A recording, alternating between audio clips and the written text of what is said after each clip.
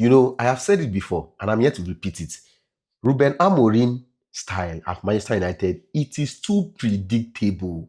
I made a video about this a long time ago, and I'm here to make the video again after watching him lose to Grimsby Town, a League Two side. You are losing to Grimsby Town, a League Two side. So again, Ruben Amorim's style is too predictable. Manchester United play in a choreographed and predictable way. Their build-up relies heavily on wide area schemes, right? The classic up back through pattern. Classic up back through pattern. I mean, that usually ends when you look at that up back through pattern. It usually ends with either a long ball to the wing back on the other side. So if the person with the ball is on the right side, he will play a long shot to the wing back on the left side, basically, so that wing back can take an early cross. Or if the ball falls to an attacker will do a cut back in the opposition penalty box. Manchester United also try to overload the flanks to create chances. So predictable. If me, just a simple football analyst that watch, I don't even have a certificate to, I'm watching the ball, I'm watching the game of football, I can know this. Imagine what coaches are saying. Imagine what coaches are saying. Now, the issue with this choreographed and predictable way is that when opponents now press Manchester United man to man across the pitch, United instantly lose that numerical advantage in wide areas. Suddenly, their passing patterns collapse, and only a few players, people like Kobe Mainu, people like Matheus Cunha, people like Amad Diallo, can reliable beat their man in a 1v1 situation.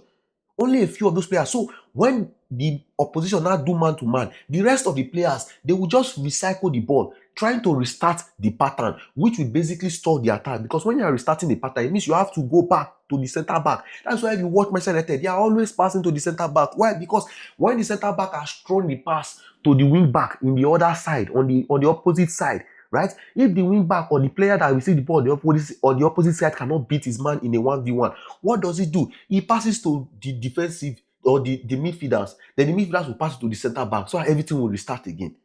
It will restart again.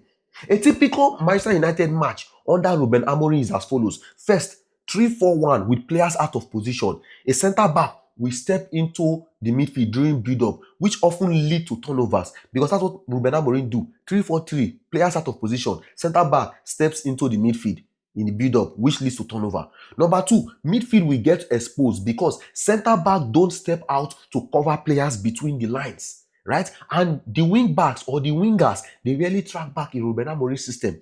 Number two. Then number three, Manchester United, they concede from set pieces a lot.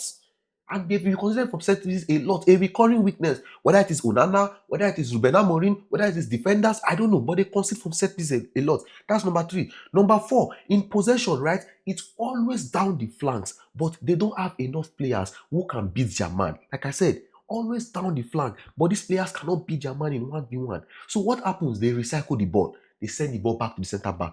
Then number five, in desperation, right? He will bring in Maguire in the last 10 minutes or so. And suddenly, when Maguire steps into the pitch, Manchester United will look so threatening. They will look so threatening in that moment. The moment Maguire step on the pitch, Manchester United will look so threatening. In fact, for that 10 minutes that Maguire will play, Manchester United will look more threatening than the 80 minutes that they've played without Maguire. I mean, look at the game against Grimsby Town. It was Maguire that called the equalizing. When Maguire stepped on the pitch, Manchester United looked threatening. Why? Why is it that it is the coming of a defender that brings threats to your attack? What are you doing, Ruben Amorim? What are you doing, Ruben Amorim? See, the result of Ruben Amorim's side is that it is rigid, it is predictable, and it is easy to neutralize with man-to-man pressing. Ruben Amorim, you need to change your style. It's choking me. I'm not even a Manchester United fan. But once I watch Manchester United game, I know what is going to happen. What are you doing? What are you doing?